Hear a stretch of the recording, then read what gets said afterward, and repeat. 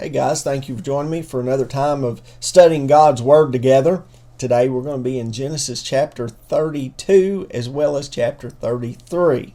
If you want to go ahead and turn over there. But if you remember from our previous discussion, Jacob had a great desire to return back to Canaan, to his family. In fact, God had appeared to him and renewed this desire. In fact, it was a command from God now. It was time for him to go back home. Laban did not want him to go, and yet his father-in-law's attitude towards him had changed. It wasn't what it once was. So Jacob waited for his father-in-law to leave the area before he gets his wives, his servants, his livestock, his children, and his belongings together, and they headed out. But Laban gets word of this and he sets out to find him. God intervenes so that Laban does eventually let him go without any quarrel or struggle or fight. Now chapter 32 finds Jacob well on his way back to his family in Canaan. So verses 1 and 2 says, Jacob also went on his way, and the angels of God met him. When Jacob saw them, he said, "This is the camp of God," so he named that place Mahanaim.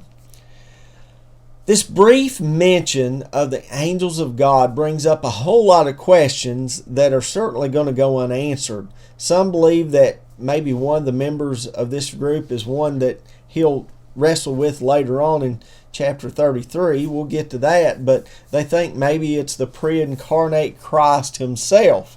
What we do know, however, is that this was yet another way of God reassuring Jacob that he would be protected on his journey. He names the place Mahanaim, which means double camp. Some have speculated that maybe there were two camps of angels here, one before and one after, to reveal God's protection. Needless to say, we don't know the whole story.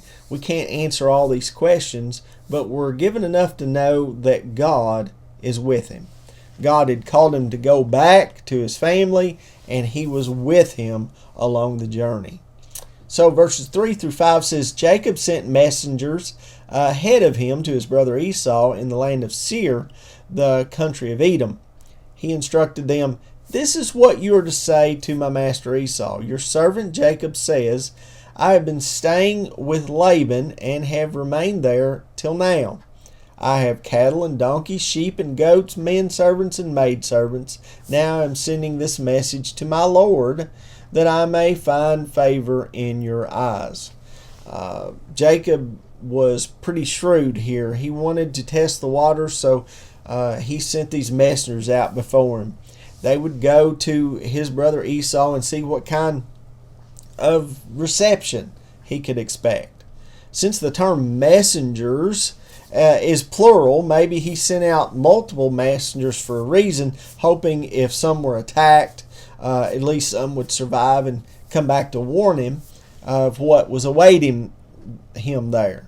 And he calls Esau his Lord here, not to make a whole lot about it, just meaning that he was a servant of his brother.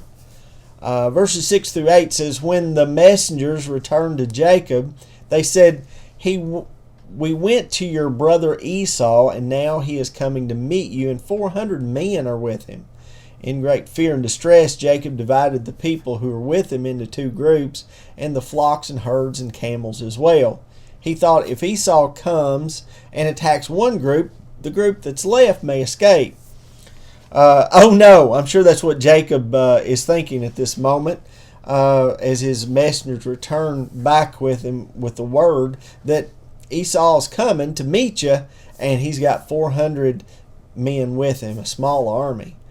Jacob was rightly distressed and fearful. What was he going to do now? There was a lot of what ifs circling around in his head at the moment. He wisely divided his people and his possessions into two groups, thinking if one was attacked, at least the other might stand a chance of escaping. Then he makes an even wiser move, something he probably should have done first. Verses 9 through 12 says, Then Jacob prayed, O God of my father Abraham, God of my father Isaac, O Lord, who said to me, go back to your country and your relatives, and I will make you prosper. I am unworthy of all the kindness and faithfulness you have shown your servant.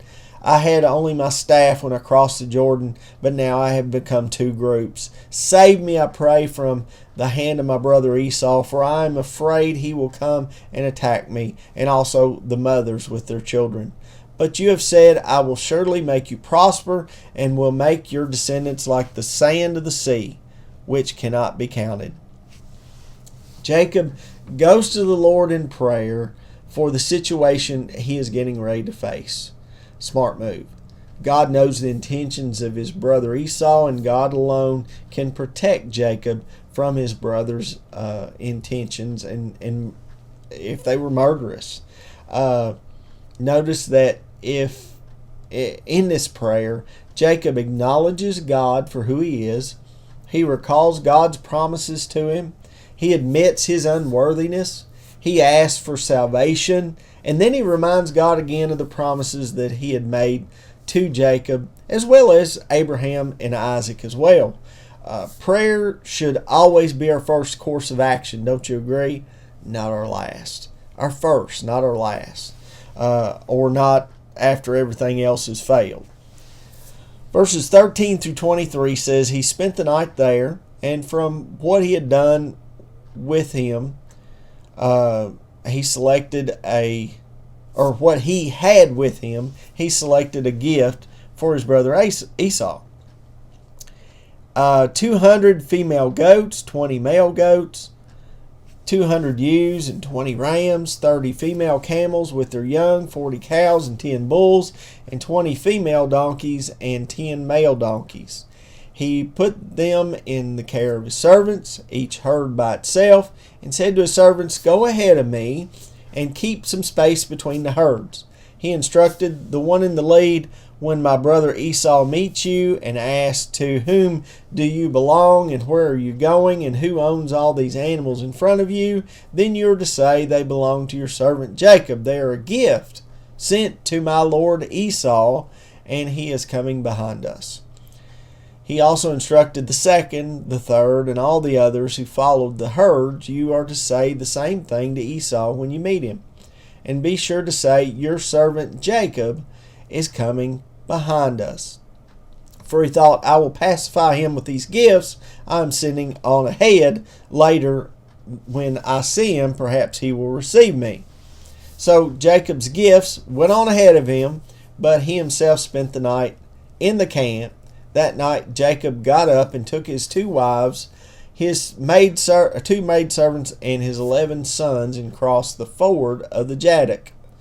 After he had sent them across the stream, he sent over all his possessions. So Jacob takes yet another step in trying to ensure Esau's forgiveness and grace.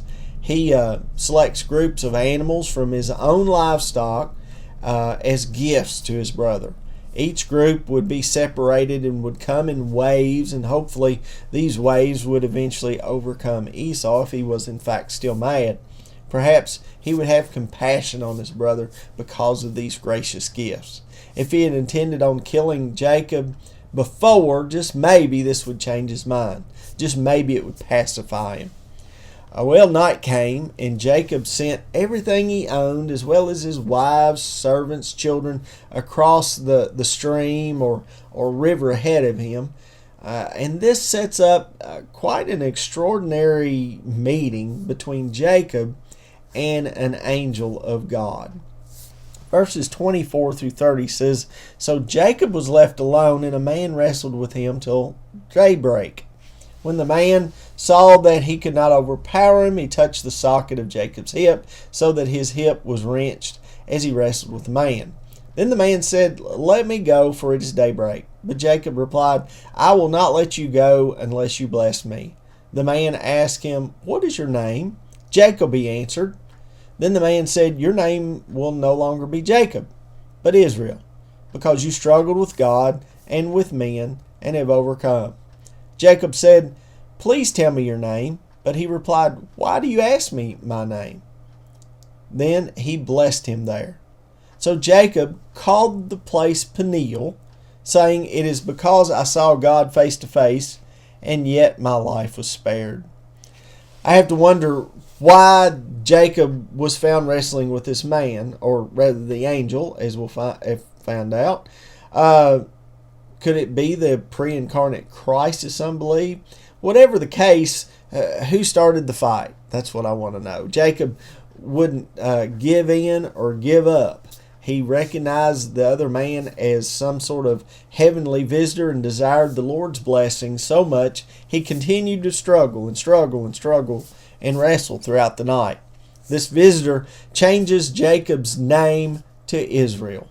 Jacob means heel catcher or maybe even deceiver, but Israel means God's fighter, or may God fight for him or strive for him. This name becomes even more important as time goes on, and especially as the 12 tribes grow and eventually go into Egypt and then eventually take the promised land as their own possession. Jacob, or Israel, names the place Peniel, meaning face of God. Again, some say that this was God or the pre-incarnate Christ. But as we read in Hosea, it kind of seems like maybe it was an angel. Let's look at Hosea chapter 12, verses 3 through 5. It says, "In the womb he grasped his brother's heel. As a man he struggled with God. He struggled with the angel and overcame him. He wept and begged for his favor. He found him at Bethel and talked with him there. The Lord God Almighty. The Lord is his name of renown." So make your own guesses here. Make your own decision. But verses 31 through 32 say, "The sun rose above him as he passed Peniel, and he was limping because of his hip. Therefore to this day the Israelites do not eat the tendon attached to the socket of the hip, because the socket of Jacob's hip was touched near the tendon." Because of Jacob's struggle with the angel, he's handicapped here from here on out. The angel earlier touched his hip and caused it to come out of place. That'll teach him, right? The Jewish people continue kind of a unique dietary practice because of Jacob's run-in with the angel. They do not eat the sinew, the inner cord or nerve of the hind quarter of any animal. As one commentator pointed out, not eating the tendon serves as a reminder to the Jewish people of Jacob's struggle with this angel. It's clear he's hobbled from this meeting as he limps on. But we aren't done yet. Let's go ahead and let's look at chapter 33 as well. Verses 1 through 3 says, "Jacob looked up, and there was Esau, coming with his 400 men. So he divided the children among Leah, Rachel, and the two maidservants. He put the maidservants and their children in front, Leah and her children next, and Rachel and Joseph in the rear. He himself went on ahead and bowed down to the ground 7 times as he approached his brother." Well, here's the moment of truth. It has come. Esau is seen out on the horizon along with his 400 men. Jacob quickly divides his entourage according to, well, his preference. He puts the maidservants and their children in front, then Leah and her children, finally Rachel and Joseph. If anything happens, maybe the ones towards the rear will have a chance to escape unnoticed. Jacob doesn't stay behind with any of them, not even Rachel, but he goes ahead of his entire family to meet his brother first. He bows down to his brother 7 times, and this was a custom of how someone would greet someone in authority. One commentator said that we should visualize this as sort of a succession of events. He would bow and come closer and bow and come closer and bow and come closer and so forth 7 times. Until he finally met up with his brother face to face.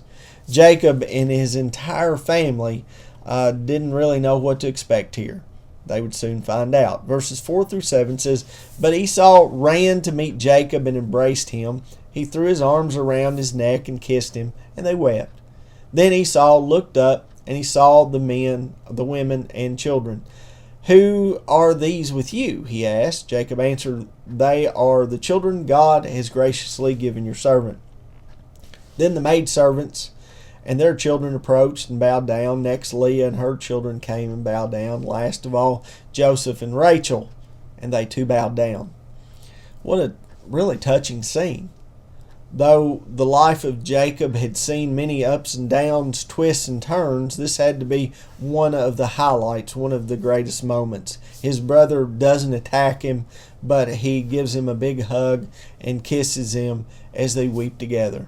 What a family reunion this was. As Jacob's family makes their way to his older brother Esau, the older brother is amazed at how many's with him. Let's look at verses 8 through 11. Esau asked, "What do you mean by all these droves I met? To find favor in your eyes, my lord," he said. But Esau said, "I already have plenty, my brother. Keep what you have for yourself." "No, please," said Jacob. "If I have found favor in your eyes, accept this gift from me. For to see your face is like seeing the face of God, now that you have received me favorably. Please accept the present that was brought to you. For God has been gracious to me, and I have all I need." And because Jacob insisted, Esau accepted. So Esau, at first, he's reluctant to accept these brothers' gifts from his brother, but Jacob insists. God has prospered Jacob, and he wants to bless his older brother as well. Considering their past dealings with one another, Jacob owed it to him. Plus, accepting these gifts would be the equivalent of accepting his brother favorably, accepting his brother back into his good graces, if you will. Since Jacob insisted and insisted and insisted, Esau accepts all of these gifts. Verses 12 through 16 says, "Then Esau said, 'Let us be on our way, I'll accompany you.' But Jacob said to him, 'My Lord knows that the children are tender, and that I must care for the ewes and cows that are nursing their young. If they are driven hard just one day, all these animals will die. So let my Lord go on ahead of his servant, while I move along slowly at the pace of the droves before me and that of the children, until I come to my Lord in Seir.' Esau said, 'Then let me leave some of my men with you.' 'But why do you do that?' Jacob asked. 'Just let me find favor in the eyes of my Lord.' So that day Esau started on his way back to Seir. Esau seems sincere in wanting to spend some more time with his brother as he returns home. Jacob, however, seems to be cautious, more than a little bit of a trust issue going on here. He talks Esau into going on ahead of him back to Seir, while he stays back with his wives and his children. They will move much slower than Esau and his 400 men was capable of doing. They would only slow him down. So Esau and his men eventually do go back to Seir. Verses 17 through 20 says, "Jacob, however, went to Succoth, where he built a place for himself and made shelters for his livestock. That is why the place is called Succoth. After Jacob came from Paddan Aram, he arrived safely at the city of Shechem in Canaan and camped within the side of the city. For 100 pieces of silver he bought from the sons of Hamor, the father of Shechem, the plot of ground where he pitched his tent. There he set up an altar and called it El Eloi Israel." Jacob here heads off a different direction from his brother. He goes to this place called Succoth, and then on to Shechem, where he buys some land in order to pitch his tent there. It is at this place he also sets up an altar, and he names it, and the name means essentially the altar of God, the God of Israel. Kind of appropriate. So what should we learn from our passages today? Well, for one thing, God has things worked out well ahead of us. We might be rather reluctant to heed his call to do this or that, and yet he is the one who makes everything possible. Jacob surely thought his brother still had a grudge against him, and yet God had softened his heart well before Jacob would make it to Canaan. He just had to listen and obey to receive God's blessings that God had in store for him, even in the future. And I believe he expects the same from us today. Trust and obedience. God has it handled. Well, thanks again for joining me for our study through Genesis. Until we meet again, may God bless you and keep you and give you peace.